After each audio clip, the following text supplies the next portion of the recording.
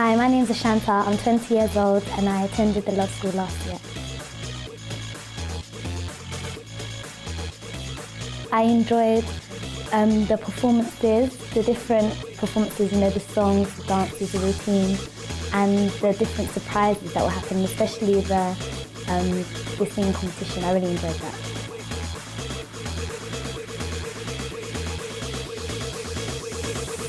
I learned about the 3 different relationships that you have to have within yourself and around you, and it was really helpful.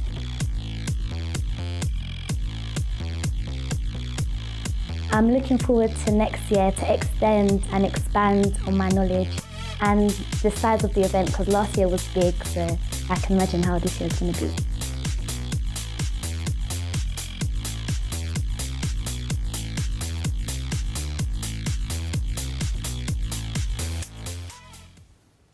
Hello, a very good evening. Welcome to Finding Answers. Tonight we're talking and we're asking a question: do miracles exist?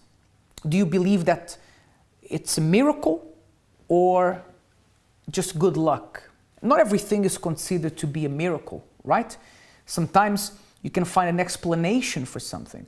And sometimes you just cannot find an explanation scientifically for something that happens. We're not talking about paranormal activity here. We're not talking about a ghost that you saw in a picture somewhere. We're not talking about that at all.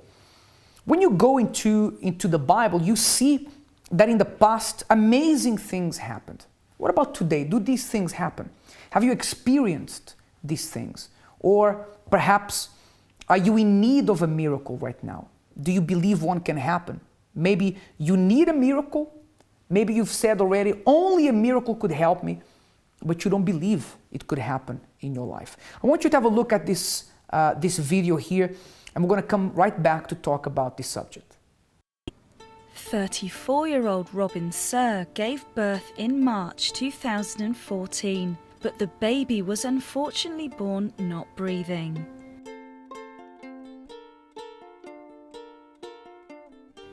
Doctors tried to revive the baby for 25 minutes, but to no avail.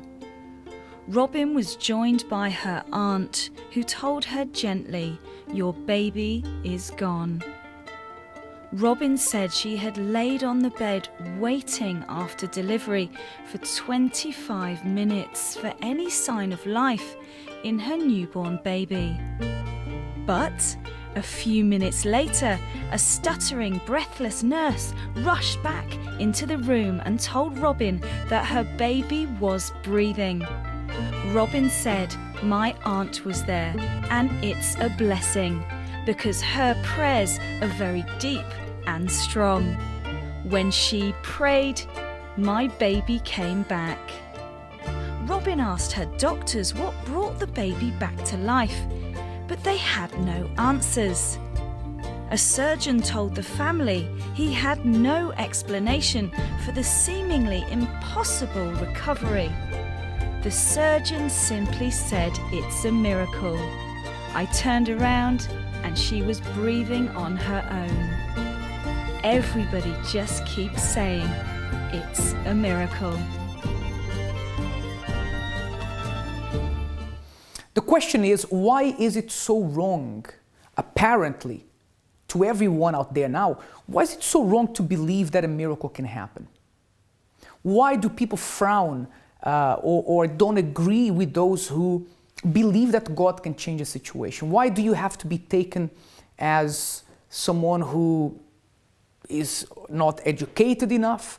Maybe you didn't get the right education, you didn't develop yourself to the point of not believing that miracles can happen, that it's such a silly thing to believe in.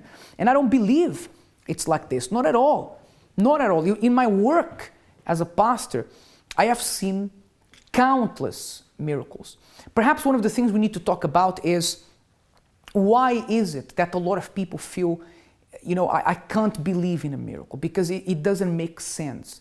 And first, to understand that better, perhaps it's to do with the culture, with the way that people see faith, see God, see this subject of miracles. I have Victoria here with me. She started in the show with us yesterday. How are you, Victoria? I'm very well, thank you, James. Nice to be here. We were talking about this earlier. Why is it that some people find it difficult to, say I believe in this and something good can happen because of my faith? Do you think it has to do with the culture, with the way people live their faith? What is it? In our culture in Britain, we tend to keep ourselves to ourselves when it comes to religion and miracles. But I think really, because with a miracle you have the beginning circumstance. For example, in the video, the baby was born not breathing, and then you get the end result where the baby does start breathing. But in the middle, there's no sort of tangible evidence as to what happened. And I think that's what people find really difficult, to say that it's a miracle. And particularly with the British culture, we were saying that maybe Americans are quite different in the way that they express their religion, but I think here in Britain we do find it quite difficult. I mean, all we have to look at is at the Prime Minister of the UK and the President of America, right? I mean, all the time in his speeches, Barack Obama says, God bless America, God bless this and God bless that. And I don't really remember David Cameron saying that much. No, I've not heard that one. But we were talking earlier, and like you said, David Cameron will go to church for special events. But I wouldn't know how religious he is. Yeah, but I think perhaps this thing of people saying, "Look, I believe that something good can happen to me if I pray, it could have something to do with the way that we are here in this country." You were even saying something interesting about some statistics of the percentage of people who have faith and who don't. Yeah, a census was undertaken in 2011, and they asked people to categorise themselves as either non-believers or believers, and 40% of people in England and Wales said that they weren't believers. So technically 60% of people in England and Wales are believers. Where are these 60%? I know. Exactly. Yeah. So we were talking about where these people are, and maybe the 40% are the people that are more likely to be in social media or on the television, writing the newspapers. Yeah, I'm not sure. And I think a lot of people have this thing of, look, I believe in God, but I don't go around advertising that I believe in God and so on. It's my private faith, my private belief. And I want to be very honest here with you. I get very riled up about people who try to make me or anyone who believes in God to feel whether it's inferior or inadequate, or because we have this faith. And actually, faith can be one of the most amazing things. Faith can bring you hope when there's no hope. I mean, what better thing could you have than that? Faith could make you, this person who can see life in a whole different perspective. Maybe while others give up on life, you still believe. Actually, when we were discussing this earlier, Victoria, we were saying that when something terrible happens, people usually go through different stages, and usually the second stage is asking God for a miracle. What? I reread that just before we came in. It's the 5 stages of loss and grief. The first stage is denial. The second is anger, and the third is bargaining. Right. And it doesn't matter what culture you come from, psychologists have found that you generally go through these 5 stages. And it's very interesting because the third stage is bargaining, and very often it's bargaining with God. Right. And you see, for example, faith is not that. Faith is not bargaining. Faith is such an assurance that something is going to happen. It's this assurance that can't be seen. It's like you seeing in your life everything telling you that things are terrible, that things can't go any worse, and still you believe that something great is going to happen. For example, how many times we have received people through the doors of the church with their lives in shambles, and not even the person believes that their life can change. Actually, many of them are brought by their friends, by relatives, people that are close to them, but the person who comes in that situation doesn't believe that their life can change. But we do. What is that? That's faith. Faith is you seeing a situation that seems lost, and yet you believe that a miracle can happen. A miracle that others will try to refute and to say, I don't agree. But yet you know that maybe your life right now could only change as a result of a miracle. Maybe you believe that something can happen. Perhaps your belief, your faith is hanging by a thread, but you still do. You still believe that something positive can happen. You still believe in miracles. And like we were saying yesterday, maybe nobody believes in you. Maybe no one believes that your problem has a solution. But you have this hope, you have this faith that something good can happen, that something can change.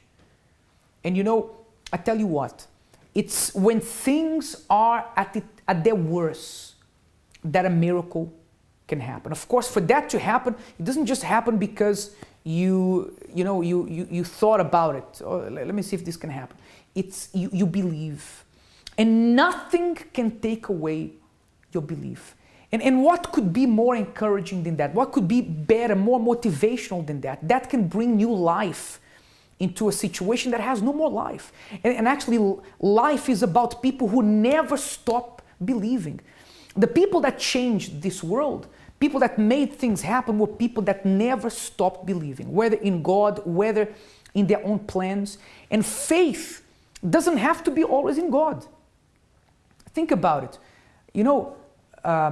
Victoria, I guarantee you that there are people who don't believe in God, that they've used their faith. For example, when you go for a surgery and you have general anesthetic, you have to have faith that the doctor knows what he's doing. That's a good point. Yeah, because as you were talking, I was going to ask you, were you saying that miracles only happen to people who have faith? Or religion? Is that what you were saying? I think faith and religion are two separate things. Okay. But I think miracles happen to people who provoke God to action because of their faith. And faith doesn't have to do, for example, with how righteous the person is, how often they go to church. Faith has nothing to do with that. Actually, a lot of people that came to Jesus for a miracle were not churchgoers, were not righteous. So if the person has this belief that it can happen, that the situation can change, regardless of who they are, how good or bad they are, a miracle can happen. So it has to do with faith, but not to do with how righteous they are. And a lot of people who came to Jesus and received miracles, who were they? They were the prostitutes, the thieves. Jesus didn't do an x-ray as to how the character was. And he's not going to do that with you. You are watching me now, and you need a miracle now. And usually a miracle is something you can't wait for tomorrow. You can't wait for next week. It has to happen now. And God doesn't care about how bad you've been, how many mistakes you've made. If you believe that the situation can change, He can act on your behalf. Of course, Jesus would say to those who came to Him and saw the miracle, He would say, go and sin no more. He doesn't care about what you've done, but He does care about what you're going to do. As long as you have this desire to change, then He will help you. You that are in need of a miracle right now, not tomorrow. You that say, James, my situation is too urgent to wait until tomorrow. I need help now. Get in contact with us. We are going to be praying for you at the end of the program. But also, we're going to stand side by side with you. Even if you don't believe in yourself anymore, we are going to believe there, standing side by side with you. You can get into contact with us. The number is 020-7686-6300. 020-7686-6300, or send us an email, help@findinganswers.tv. Victoria will be reading your emails when you get into contact with us, help@findinganswers.tv. If you want, you don't even need to give us your name, or we won't even mention your name if you want, but we are going to be praying for you here at the end of this program. So whoever you are, whatever your religion, background, whatever you've done or haven't done, if you believe that something good, something positive can happen, don't stop believing in a miracle, because something amazing can happen in your life. After the break, I'll be speaking to Jasmine, who is here in the studio with me, and her life has changed by the power of God. You're going to hear her amazing story. We'll be back in a few moments.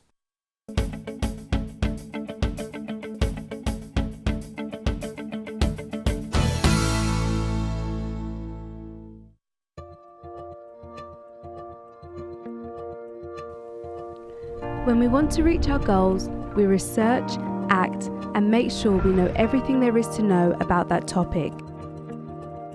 We study hard because that is the intelligent thing to do. This is the same for our development as a Christian. The Faith School is designed for those who want a degree in spiritual growth, those who want to separate time to study the Holy Bible and follow God's path for their life. There is no admissions fee and it's suitable for every level of learner. You will learn how to interpret the Word of God for your daily life and become stronger internally. Do you want to find inner peace and spiritual strength? Then this course is for you. The Faith School, every Wednesday at your local UCKG Help Centre. For more information, call 020 7686 6000 or visit our website uckg.org.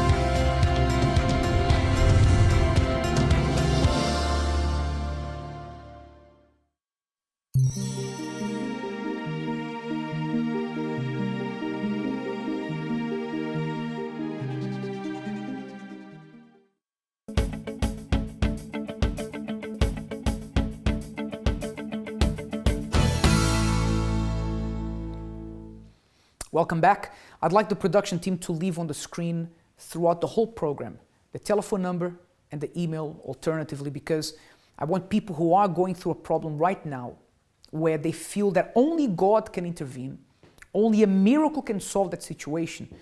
Don't stop believing, don't give up.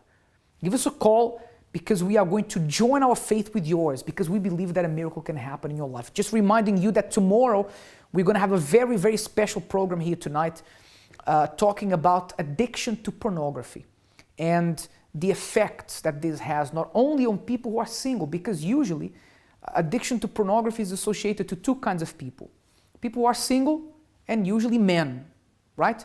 Unfortunately, this addiction is affecting people throughout the whole spectrum. So we are going to have a guest here tomorrow who is married and was struggling with this throughout a marriage, and also people who are single. You're going to hear how they overcame these problems, but also how this used to affect them.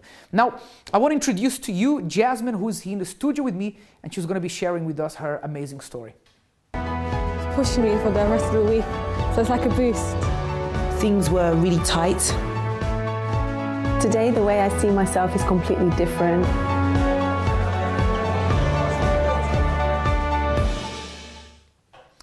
Welcome back. I have a very nervous Jasmine sitting here next to me. How are you, Jasmine? I'm fine, thank you. Relax. She said, oh, Pastor, it's my first time on TV. I'm a little bit nervous. Don't worry.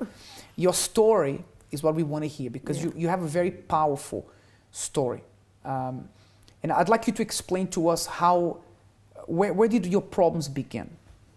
It really started when I met the wrong sort of friends. So through my first year in secondary school, it was all right. I didn't have a bad group of friends. But in the second year, I started to meet people who were a little bit more rowdy, people from the area. And that's where it kind of developed because it was with them that my problem started, that my character changed and everything changed inside of me.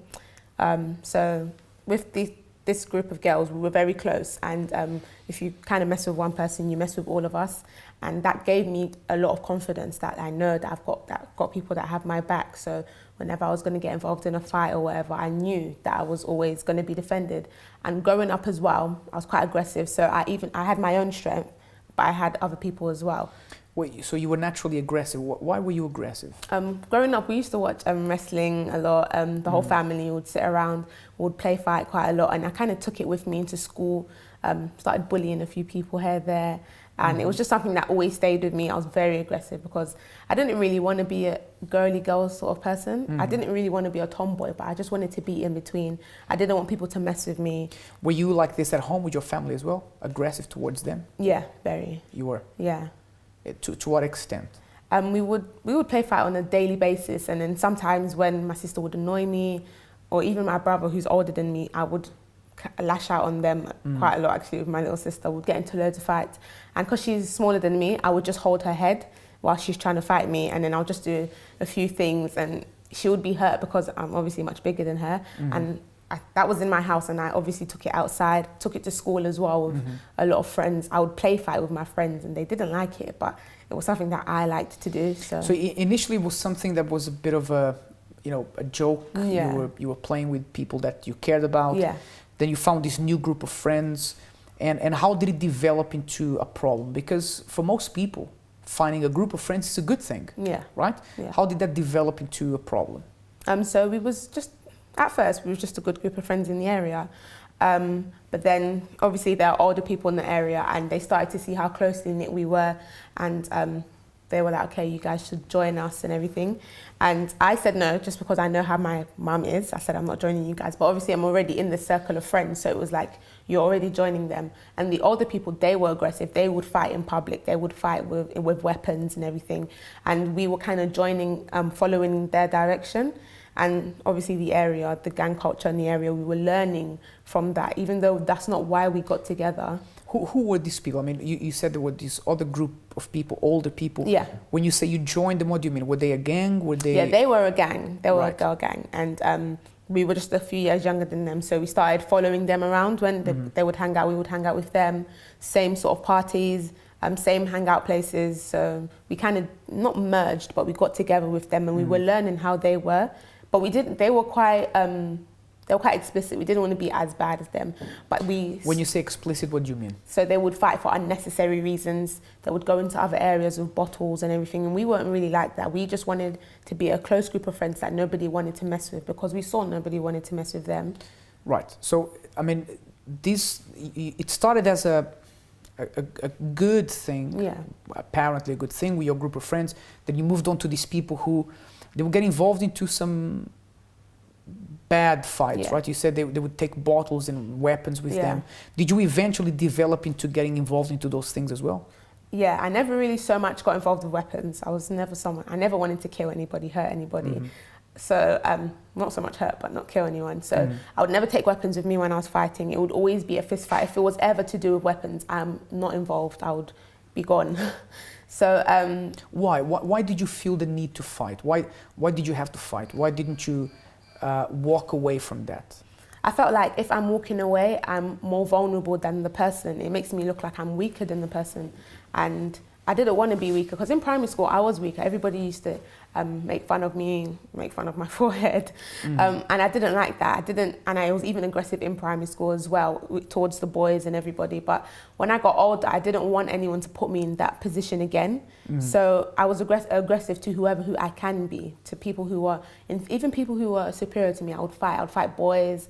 And then if I couldn't fight the boys, then I'll just call my older brother and he would come. So it would be a situation where I never wanted to back down to anyone. I didn't want to be. Did you start to get involved in fights to the point where people would get hurt? Yeah. Tell us about a bad incident that happened. The last fight that happened was the worst one.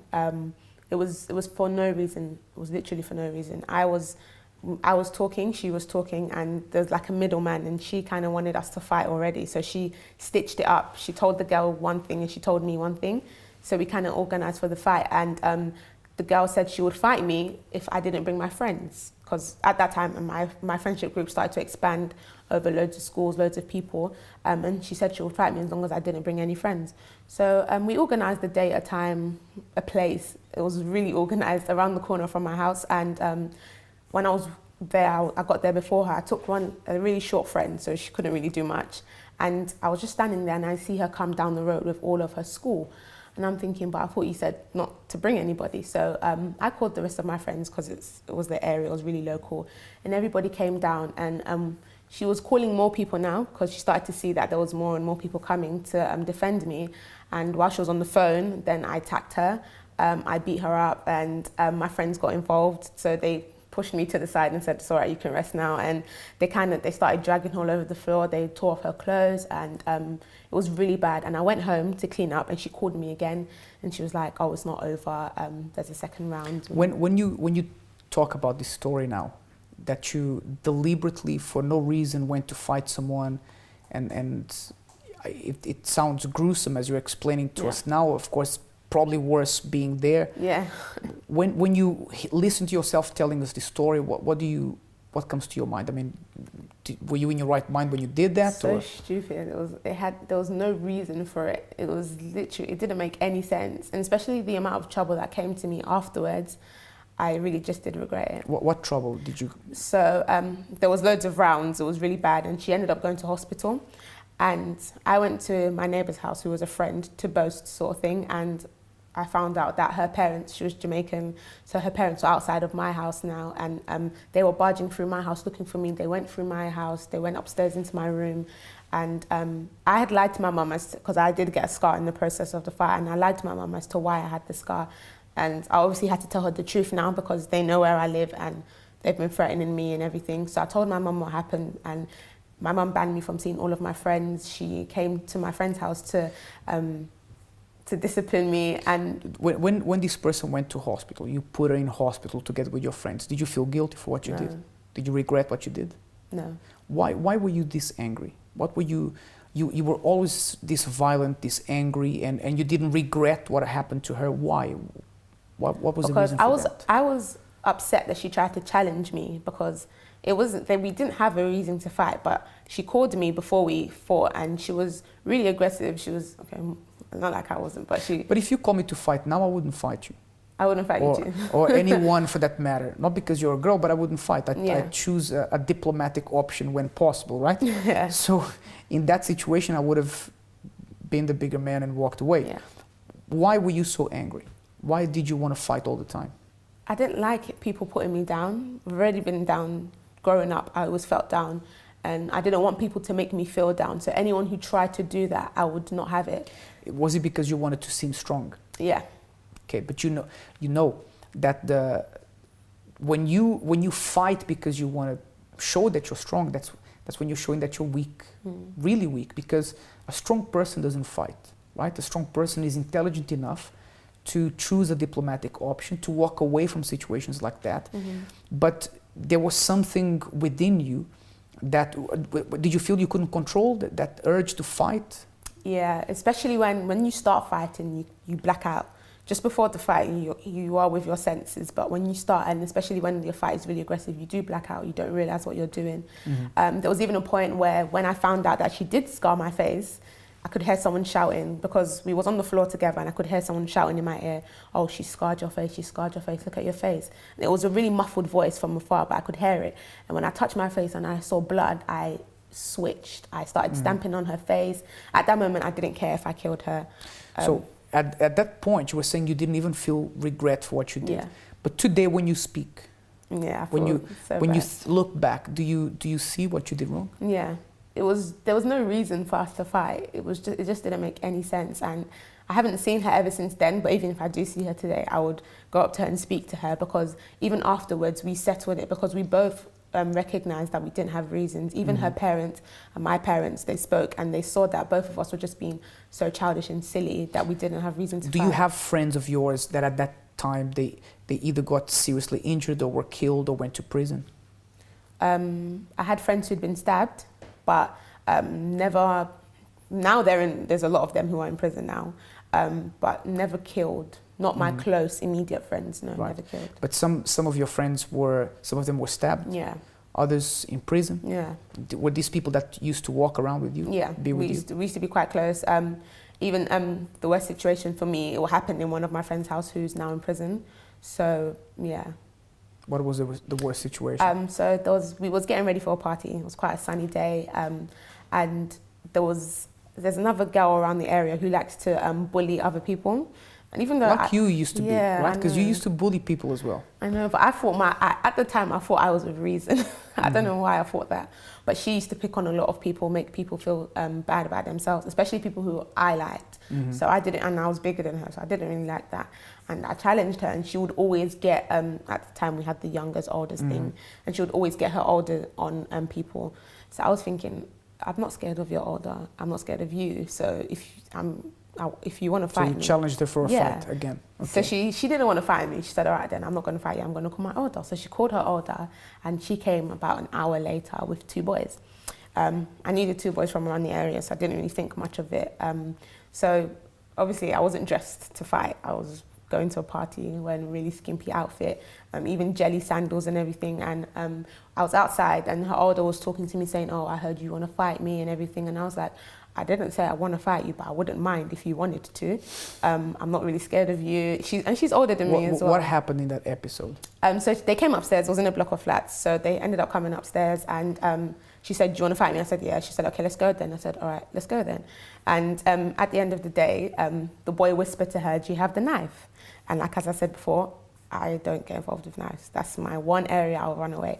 So as soon as I heard that, I didn't even wait to see anything silver. I didn't wait for anything. I literally pushed everybody out of the way and I ran. And I ran so fast, I don't even know how I ran that fast. And she chased after me. I jumped all the stairs. I didn't run down the stairs. I just jumped. And then as soon as I started running, it was like thunder and rain just started coming down. And it was like, it's meant to be sunny today. And I just ran. I ran to the shops and I stayed there. And I stayed there for about an hour and a half. And I saw an ambulance drive past the shop and pull up to where we were. And I was really confused. And then I started seeing police cars come to where we were. So I said, okay, at least I know it's safe for me to go out now, but I wanted to know what had happened. So when I went there, I found out that she did stab someone. The guy said to her, since you've brought out the knife, you have to use it. You can't take my knife out and not use it. That could have been you, right? Yeah, definitely. And the fact that she didn't even know this girl, it was one of my friends, and she doesn't come out, she doesn't hang out. And Let me ask you something, sorry to continue on you, just very quickly because we have to go for a break. Yeah. If you hadn't come to church and changed your life, where do you think you would be right now, honestly speaking? I actually do not know. I would have been stabbed at least stabbed, if not dead. I probably wouldn't be dead, but I would definitely have been injured. Well, you don't know, right? Yeah, I don't know. But what I want to do is this. I want you to tell us how you changed your life, how you went from this angry person who didn't care about other people's welfare, if they were alive or dead, how you changed, right? Because you're not going to tell us now because you need to go for a break. Okay. But you don't need, you don't look like a violent person Yeah. right now, right? You look like a person who's reasonable, who's nice, polite, but you were very different before. So you're going to tell us how you changed. So don't go anywhere. We're going to go into a short break. We'll be right back.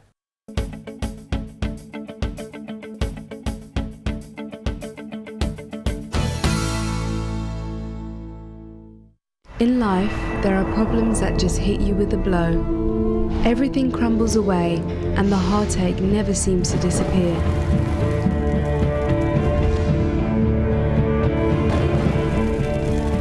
everything keeps going wrong. You are in despair. What do you do when your hope isn't enough? When your single prayer seems to return unanswered and the persistent problem is still there?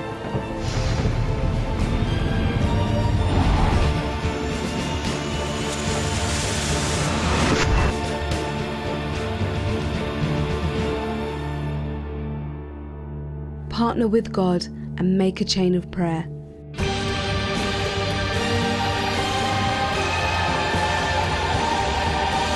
A Chain of Prayer is a weekly series of uninterrupted prayer and action to tackle the most stubborn of problems. Make the chain of prayer and turn things around once and for all. Don't give up. Make a chain of prayer. It works.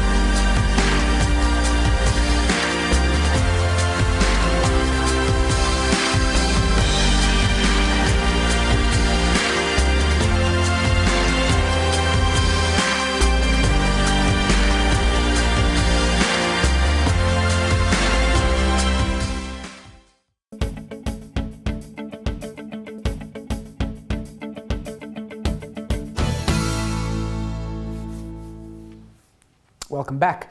Just before I go back to talk to Jasmine, there was something I mentioned earlier that I wanted to discuss with Victoria, because I told Jasmine that when the person is angry and gets into a fight because she wants to show that she's strong, it's actually showing that she's weak. And a better example of that is a man who beats his wife. He wants to do that as a point of authority, but actually he's showing he's weak, right? Because only a person who's weak does something like that. And the reason why I wanted to ask is because you are very useful in this program, because you have a degree, a background in psychology, and we can delve into the minds of people who do this, because there must be a better option than to get into a fight, right? Absolutely, but a fight is a very good distraction technique, which means that you don't actually have to deal with the problems. So instead of sitting down and listening to yourself and thinking, right, what is actually the main problem in my life? You get up, you go out and have a fight, and for a few days or a few hours, that feeling can go away. Yeah, and that's what Jasmine was doing, because she had all these issues about people, bullying her. She started to bully others, and she got into fights. Never really solved her problem. So this thing of trying to be, if you're a man and you want to put your point across to a woman and you try to be macho and so on, doesn't solve your problem. Doesn't prove any point at all. The only point that you're proving is that you're weak. Because if you were strong, right, you would deal with the problem. Like Victoria said here very well, it's a diversion from what the real problem is. So I'm going to go back to Jasmine. When did you find out about the church? When did you decide to come to the church? So all this happened while I was actually in the church. So you were in the church? I was in the church. Okay, and that's a good thing you said that, because sometimes people think if I go to the church, everything changes. You were there, why didn't you change? I wasn't really listening. I wasn't paying attention, putting into practice what I was learning. I was never doing that. I was just going for going's sake. So what made you wake up and say, I need to change? So a situation happened in my house where at this point I'd started coming back to the church. I was always in and out. Mm-hmm. I started coming back, and then a situation happened in my house where I was having a really serious argument with my sister, and obviously I was winning just because of how big I am in comparison to her.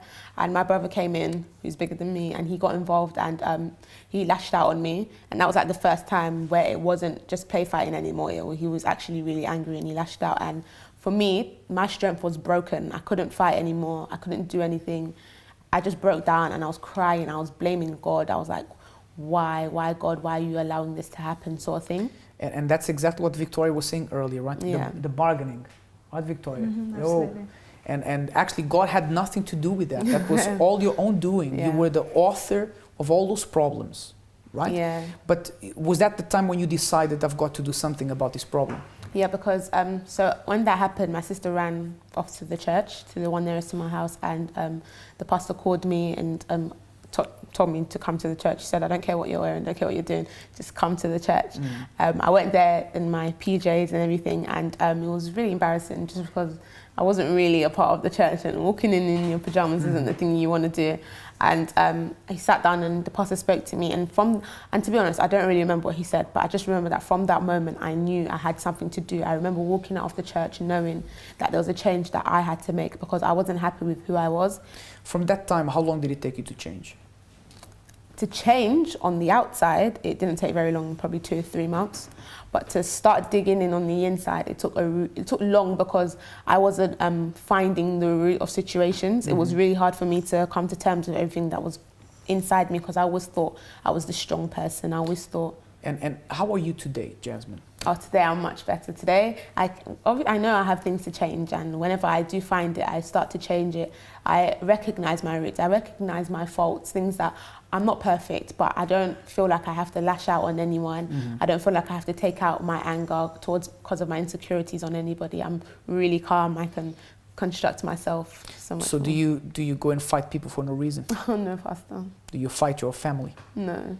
Sometimes we might play fight here and there. That never really left us. But that anger you had inside and this need to show that you're strong and get into a fight to prove that, how is that now? That's gone completely. I don't need anyone. I don't even really argue anyway. When I'm talking to people, we don't really get into arguments. And you left that dangerous group of people you used to hang around with? That was one of the first things. And to be honest, it was quite easy for me to change because it was getting me into a lot of trouble. I got arrested because of it. You were arrested as well? Yeah, there was a lot of things that was happening that was destroying my family because of that group. Why were you arrested? It wasn't even me this time, which was annoying.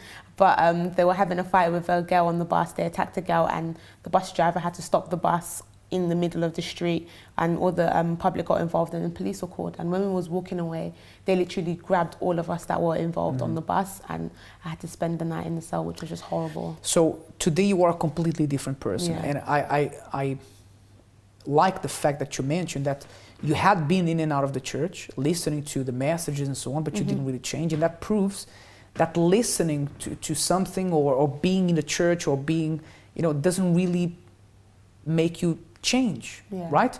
I mean, you can go to America and spend 2 months there, doesn't make you American, right? You can go to a country that speaks French, you can spend there 10 years and never learn the language. Actually, there's many people here in the UK like that. And you were there, but you hadn't really decided to change. When you decided to change, then all these things left, and today you are a peaceful person. You don't look violent or angry anymore, which is good. Thank you. You see, you were so nervous for nothing. You did so well. So if you say, look, I have this deep-rooted problem that I need help with, something that I don't tell people, something that I hide from everyone, something that I need a miracle to change. Actually, I'll tell you what. It is sometimes easier changing the outside of your life, the circumstances of your life, than to change who you are inside. Sometimes changing who you are, it's the most difficult thing. And perhaps you need help for that. Perhaps you have this bad habit, this character, this thing in you that you hate. You know you don't like to have it. You want to get rid of it, but you can't. It's like it's stronger than you. I believe that God can help you to be free from that. Actually, we're going to go into a short break now. When I come back, Pastor Alvaro, one of the pastors, will be here with me, and he'll be talking about this event that is happening on Sunday in the church called Someone Believed in Me. Just one last question, Jasmine.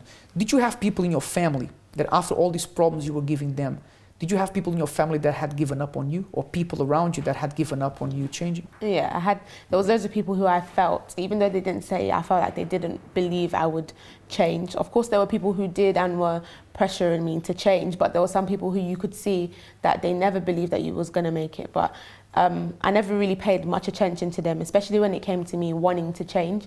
I didn't see them in my vision anymore. It was about who believed in me and going to those people for help. And we believed in you. Yeah, you did. It was. That's great. So we're going to go into a short break. We'll be right back.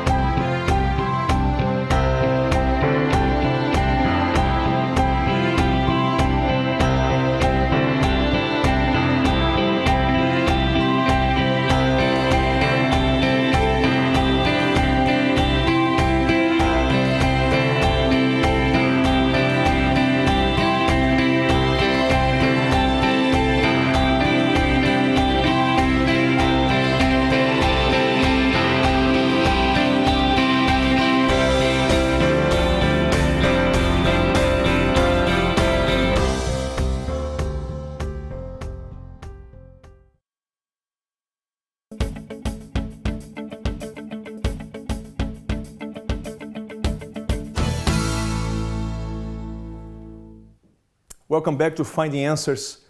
And we are talking tonight about miracles, whether people believe it or not.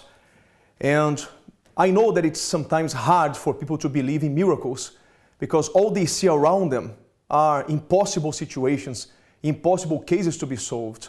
But James, I can tell you and everyone else watching, I believe in miracles. Mm-hmm.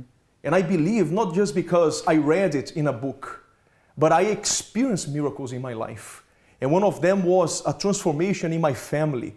a restoration in my parents' marriage.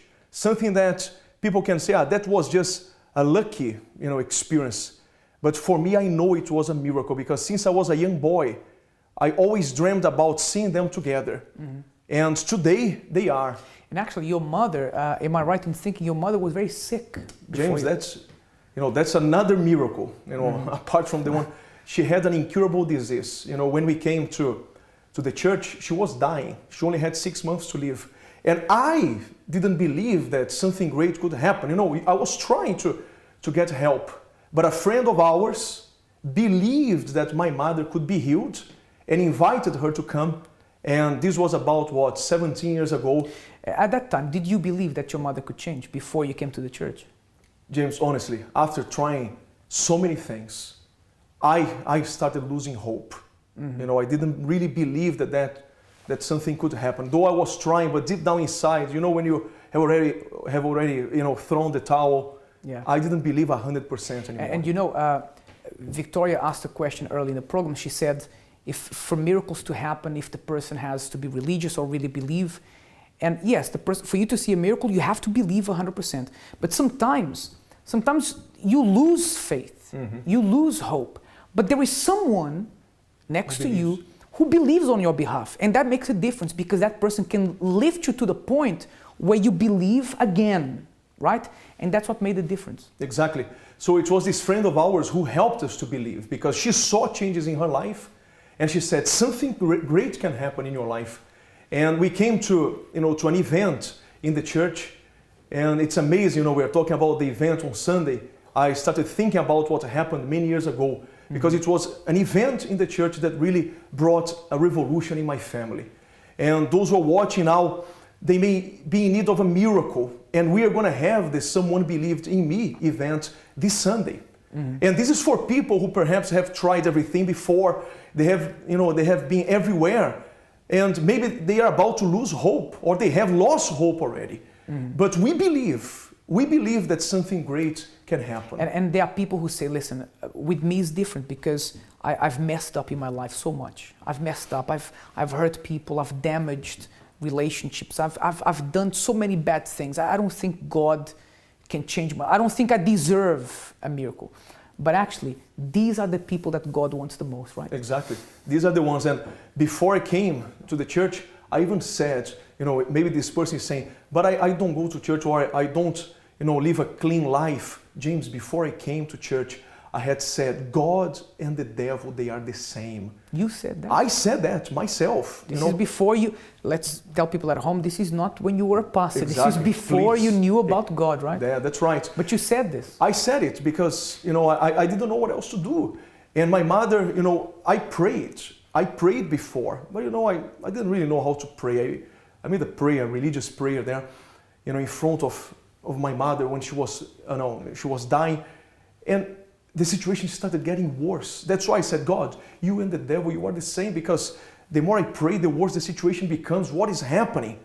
But it was when I came to the church that I learned how to use my intelligent faith, mm-hmm. that a miracle happened. Today my family is transformed, everything changed. And some people are listening to you now and say, look, how can someone like that be heard by God later?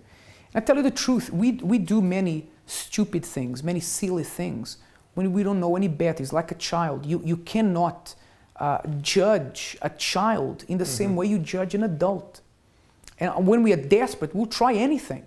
When people are desperate, they'll try anything. That's why when we're desperate, we ask for a miracle. Even those who don't believe in God at that moment, my friend, everybody believes. Yeah. Right? When things are going wrong, when you're desperate, almost everybody believes in God. And I want to tell you that even if you don't believe in yourself, even if nobody believes in you, doesn't it feel good to know that someone does? Remember when you were at school and you didn't think you could do something, then your teacher said, I believe you can do this. Come on, you can do it. Remember when someone said that to you, it made all the difference. It's like your brain even opened at that time when someone showed that they believe in you. And perhaps you don't believe in yourself. Nobody does. Few people do. Maybe they don't because you've done a lot of bad stuff, you've messed up. But there is one person who never stops believing in your potential. That is God. And even us, we don't stop believing in you, and we believe that you can change your life. If you feel in this situation, don't give up. Your life can change. I want to help you. I want to ask you now for you to join us in prayer. Pastor Alvaro will be making this prayer on your behalf. I have my glass with water prepared. And we always do this. We always make the prayer with a glass of water at the end of the program to ask God. It's something tangible, something you can touch, that we are going to bless, so that when you drink it, you can ask God to touch your life. Maybe at this moment when we pray, you can receive the strength that you haven't had for a long time for things to change. Let's talk to God right now. Prepare now for the moment of prayer.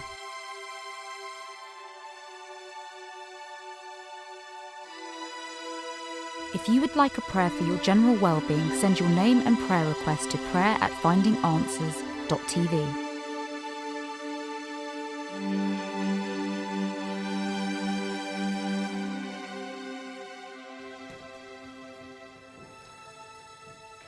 My God, in the name of Jesus, I know that you are listening to this prayer, because you said that wherever there are two or more people gathered in your name, you would be in their midst. I know you are here now, in this studio, and also you are there where this person is, where this mother is, where this father is, where this man, this woman, who may be desperate, suffering, who may have tried everything before, who may not even believe that there is a solution for him anymore.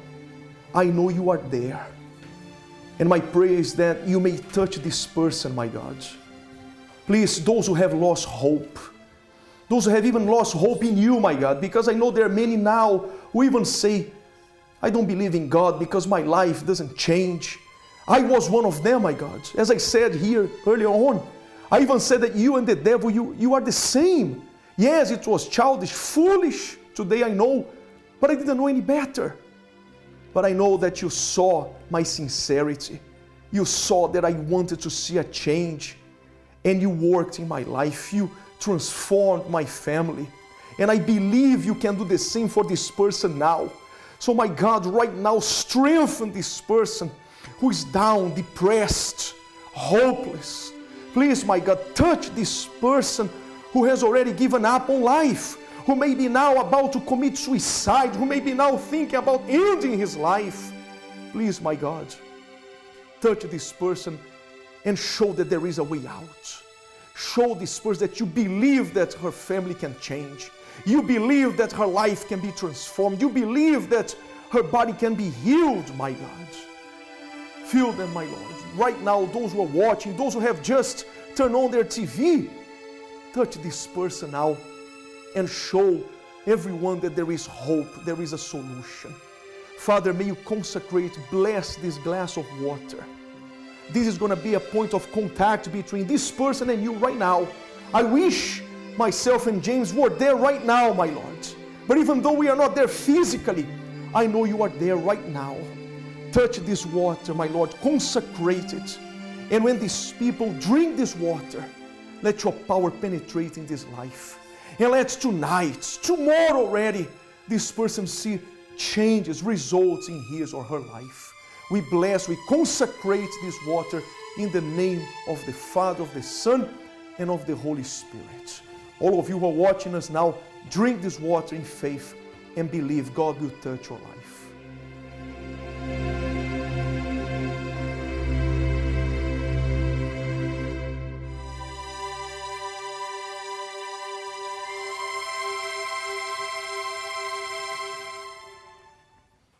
No matter the circumstances, never stop believing. And don't let anybody make you feel bad about this faith that you have, because this is the most precious and valuable thing you can have in life, and that's the power of faith. Okay? It's been a pleasure to be with you. We'll be back again with you tomorrow. Until then, have a wonderful night. May God bless you.